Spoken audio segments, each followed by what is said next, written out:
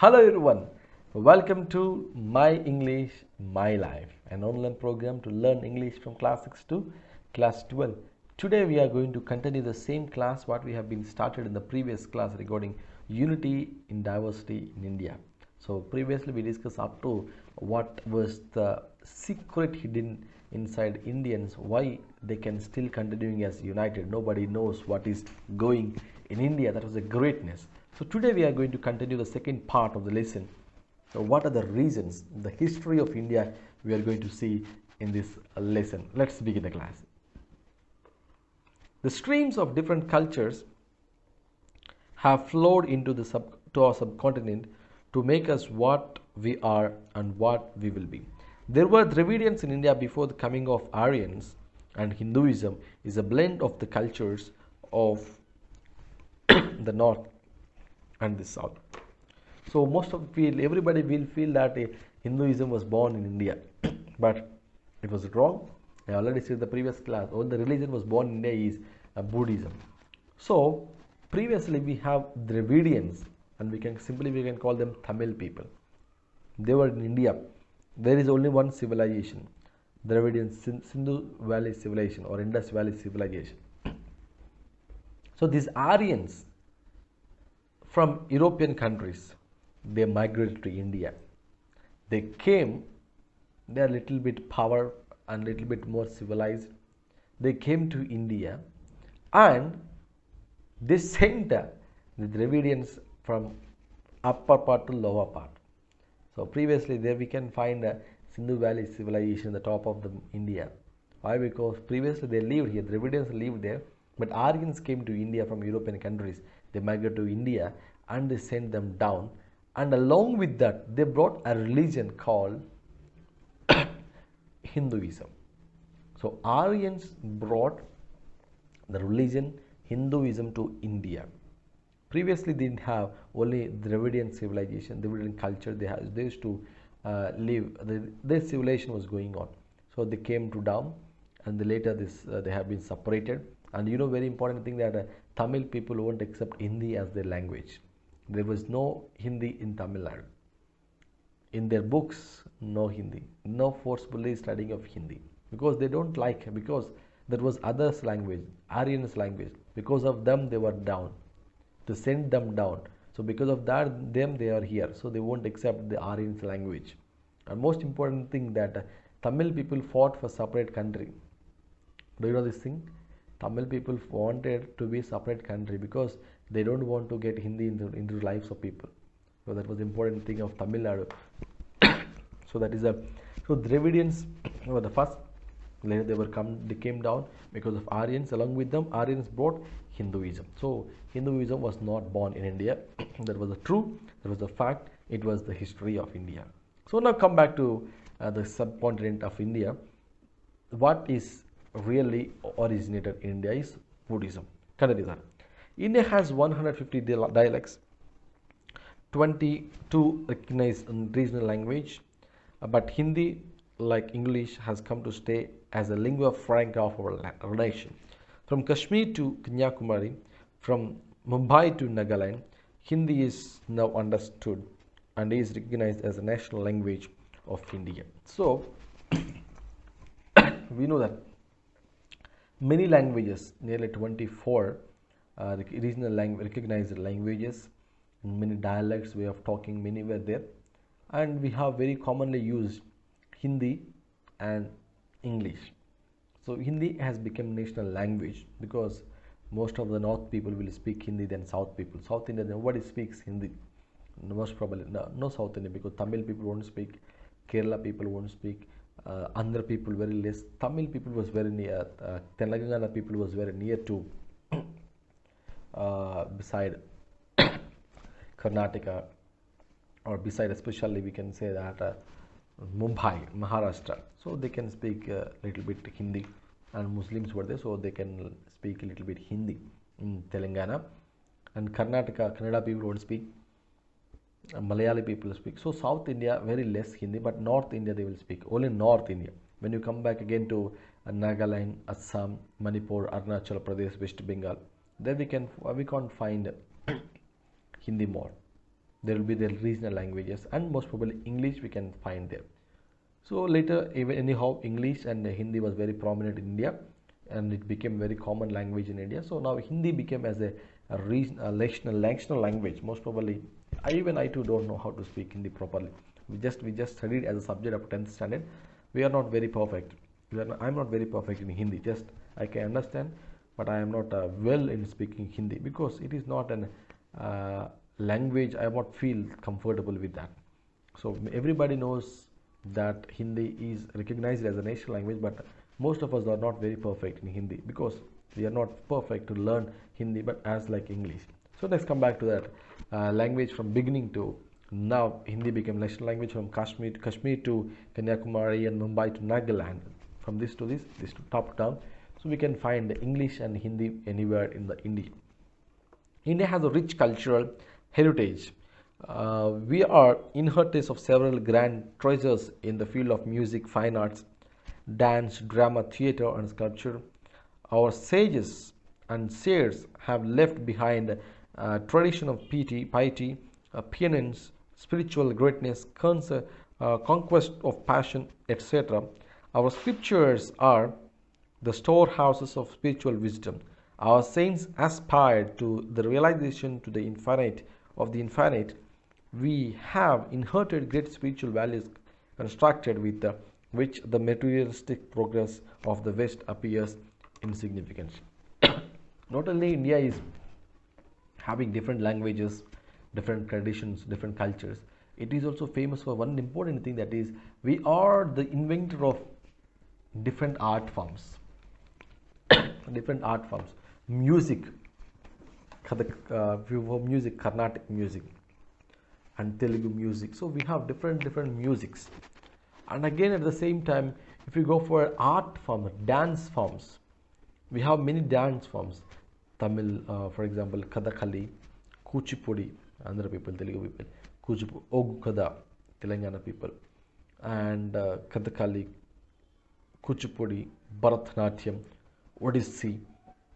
So we have many art forms, and we have many great sculptures. If you go for Ellora, Ajanta, Ellora, and we have our Medak also. We have Medak Church, Ajanta, Ellora, and if you go for different places, many beauty things of which was given to us by our saints, seers, our ancestors. They given us a lot of things which gives us peace and piety, penance, and spiritual greatness. Spiritual greatness, to know what is good, what is bad, what is reality, what is illusion, what is truth, what is false. We came to know everything. We have many books, and they written many books. They given more information regarding the truth about the God, about realistic natures. So they give an entire thing. So that was a great heritage of our India. We have to be very proud. And our saint aspired to the realization of infinite. So but nobody knows about hidden secrets. So but they written some books regarding the hidden things which was not even proved by the science. So that was the greatness of our saints, and we still can say that we are very proud of our ancestors. So that was that was the greatness of India. And mostly the materialistic progress of the West appears because when you compare to other countries in India, we are a little bit poor. We are using less in technology, and we are not materialistically, we are not equality with them. But heritage, our heritage is, they didn't have different art forms, they didn't have different languages, they didn't have different cultures, they didn't have different way of things, but we have. That was the greatness of India. According to the materialistic things, what is appearing, maybe they can be, they are great. They are great in that, but not in all. That was the greatness of India. The West has to learn a lot from India. It has now been realized when people in United States and Europe are turning to the Indian way of life. Indian yogis and maharshis, musicians and spiritual leaders have all attracted them in a big way. A significant move to project India's culture's unity has been the holding of festivals in India in various parts of the world. The West is the fast inclining towards our spiritual values, which include meditation, contemplation, charity and love, universal brotherhood and fear of God, piety and unselfishness, control of passions and peace of mind. So, materialistically, Western people were well, but all the Western people were attracted towards India. According to Indian art forms, they learn and the way of living style, especially how yogis, maharshis lived, and all the people, spiritual leaders, and all the Western people were turning towards the life of India, living condition of Indians. You should keep the word in your mind. It is not the word religion. The word said here is the way of living. Indian way of life, how Indians were living. So all the Western people were trying to follow the way of Indian lifestyle. So if you come for India, United States, European countries, all they were following the way of living conditions of India, and Indian festivals are celebrated all over the world because Indian people were migrated to the other places. So everybody is celebrating all over the world. India, they will celebrate Indian festivals. Not only that, India will celebrate all festivals. We will celebrate Diwali, we will celebrate Dasara, and we will celebrate Ranjan, we will celebrate Bakrid, we will celebrate Christmas, we will celebrate good, what we call Easter, we will celebrate all the festivals irrespective of religions. So that was the greatness, and especially the Indian world was very full of very important things, that is meditation, how yogis and maharshis live about meditation, contemplation, charity and love, universal brotherhood, fear of God, especially fear of God, and unselfishness, piety, peacefulness, control of passions, and everything. That was the living condition of Indians. They have to love everybody, showing compassion, showing charity, giving something, taking something, unselfishness, fear of God, and passion towards controlling all the passions, and meditation, contemplation. So all the greatness of Indian people. So our culture unity is further exemplified by the temples of South and the Khajuraho and the caves of Ajanta and Ellora, which are the shining examples of Indian proficiency in sculpture and architecture. Our music has also come to enjoy worldwide popularity. So Indians' cultures are also reflected in the form of music. Not only that, Indian culture was how we are in the minds of, in the life of human Indians, means there will be songs regarding culture, there are books regarding Indian culture, there is a music regarding Indian culture, there is an art form regarding Indian culture, and they have architecture reflecting Indian culture. There are sculptures which were reflecting Indian culture. So that made Indian to be still follow the Indian culture, because everywhere we have, whatever if you look at any design, there will be a culture, there will be somewhere we can find the culture of India. So that was the greatness of Indian art forms. So still everybody can remember that, and it received the old wise popularity like Khajuraho, Ajanta, Ellora caves, and the temples and cultures, architectures was very wonderful. That makes India to be recognized as unity in diversity for many years. Indian classical music, like the Indian dances, is built on the concept of ragas and talas. Each raga is regarded appropriate to a certain time of the day or the night. They believe that about 250 ragas in common use in the north as well as in south. In modern times, people like Ravi Shankar have taken Indian music to the west and thus bridged the gap between music of the west, east and the west. So now we can find about music. I already said Indian music was very famous, very famous all over the world. Indian music was very famous, especially it depends upon ragas and talas. Ta, sa, re, ga, ma, pa, da. So like the 250 ragas were there and talas were there, and the art dance forms. I already said Bharata written, and the music sense, everything was in the minds of Indians.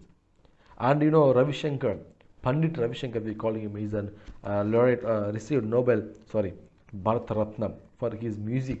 He took and he reached the west and he made a bridge to west and east. So nobody knows about Indian music, but later with the help of Ravi Shankar, it moved to the Western countries, and now they come to know what is the real Indian music.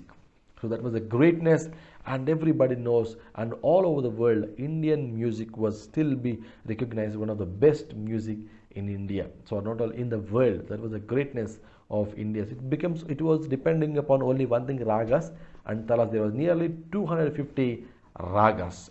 250 ragas. We have in our Telugu we have ragas, Shankarabharanam, Natabhairavi, Ananda Bhairavi, Ananda. We have many ragas, nearly 250 ragas. When we learn music, we learn all these ragas when we are learning music, especially. So that was about Indian music. Other significant features of India's culture's unity and variety are the variety, color, and the emotional richness of its dances. The country abounds in tribal dances, old dances, as well as classical dances of great virtuosity. Throughout India, dance is regarded not merely as an accompaniment to social intercourse, but also as a mode of aesthetic expression and spiritual realization. So we will feel that something that dance is only for entertainment. No, that is very very bad idea, and an idea to think that dance is not for enjoyment. Dance is not an entertainment. Dance is related to aesthetic expressions. What is aesthetics? We have known the word I already said. Aesthetic means bhavas and rasas. So rasas we have nine. Hasya rasa, Bevatsa, Bhayanaka, Adbutaha. We have many rasas. So these rasas and bhavas will be expressed through dance. Expressed through dance, different art forms. For example, tribal people will have different art form, different dance. They will dance with bamboo sticks, and they will have with different sticks. So they have different art form. And if you come for old dances, we have different old dances, and we have some different classical dances. Western dance, we know that, but we have classical dance and old dances, and we have tribal dances. So in dances we have many categories, and three categories. Tribal we have many categories, and old we have many categories, and classical we have many categories. So we have many different dance. Dance is not only for the entertainment, it is to express aesthetic expression and at the same time spiritual realization. That was the greatness of Indian dance. The great symbol of dance is Shiva, the cosmic dancer, depicted in sculpture and poetry as Nataraja. Similarly, the classical theatre in India has a history of more than 12,000 years. It was performed in palaces, in temples. The classical plays combined music and dance. Tragedy was and is still discouraged, otherwise the range of themes covered is wise. The word yearly we come to know that regarding the dance, we know Nataraja. Shiva is the cosmic dancer, and he is the head of Raudra Rasa. Raudra Rasa. Shiva indicates a Raudra Rasa, and he is the cosmic dancer. Nataraja Swarupa. We will keep that picture while when anyone dancer is learning. So Nataraja, he is the head of the dance, and that was not only a simple art form. It is regarding spiritual realization. There we will express our views in the form of songs. The song related to the situation, and situation also not only the situations. It is a combination of the classical plays. In olden days we can find a classical plays like a dramas. It is a combination of music and dance. Music and dance. We can find many dramas in our Indian. So we will have different music and with the dance forms. If you go for Western plays, we can find only the dance will be there, but only the different movements. But according to India, we have different classical dances, traditional dances, old dances. So that is the part of India that shows Indian life. Last I'm going to conclude this entire story. It is this standard of cultural unity running through the country that we are here to, and to which people in the West are increasing turning now. It is up to the younger generation to uphold this torch of cultural unity of the rest of the world to see, follow, and emulate, and not to get dazed by the superficial prosperity and material achievement of the West, where man has set foot on the moon, is quest for the space travel, but find himself isolated in his own society and community. So, it is your time, my dear children. It is your generation. Your role is you have to hold the heritage. By comparing with Western countries and Western materialistic nature, don't leave your motherland, especially the motherland heritage. Here I am not talking about the religion. I am talking about the heritage, means culture. Culture is different, religion is different. Culture is different, custom, traditions are different. The way we live, I'm talking about the way we live is important. We have to hold the way we live. That is why I am saying that. You are the generation now. You have to hold the torch in holding the same living condition. Living condition. I am talking about only the living condition. I am not talking about any culture or any tradition or any customs. I am not talking about any customs or traditions. I am not talking about any religion. I am saying the way of living. Only we have to hold the way of living, how Indians has to live, that we have to live. And then you have to understand what is real India. And even the man can reach to the moon and he can step there, he can stay there, but he can be isolated because he has been left from his own country. That was very important. If you adopt a new thing, if you follow a new thing, that was good, but you have to remember your original life. So follow our Indian life. I'm not talking about religion, caste, community. I'm not talking about the communities, caste, religions, languages. I'm talking about only the living condition, living style. Hold it and don't make Indian culture to be underneath. So hold it and make the civilization should go on for the next generations. So that is the end of our entire lesson in unity in diversity in unity, and that is the end of 7th unit. In the coming sessions we will discuss about the next unit, very important. Till now we discussed about Indian life or Indian conditions, a local. Now next we are going for non-local, about the world, what is going in the world, that we are going to have a beautiful things in the 8th unit about once upon a time and Jamaican fragment, and very funny story about our Indian woman, what is my name, from the unit of human rights. A wonderful explanation we are going to have from that unit. So I hope you enjoyed this entire session, and I'm requesting you to share this video to your friends, and don't forget to subscribe. And I thank you for support, and have a great day. Meet you in the next session. Until then, bye bye.